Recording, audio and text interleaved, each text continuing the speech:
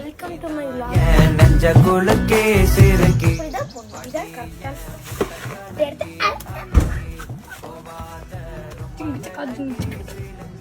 இது என்னது கண்டுபிடிங்க. என்ன தெரியுமா? It is swimming pool. ஒழுங்கா உட்காந்துக்கணும்.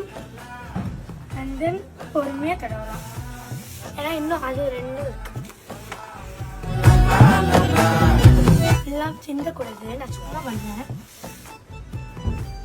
எப்பவுமே க்ளவுஸ் போட்டு பண்ணுங்க. ஆனால் ஒழுங்கா போடுங்க. இந்த மாதிரி போடாதீங்க. க்ளவுஸ்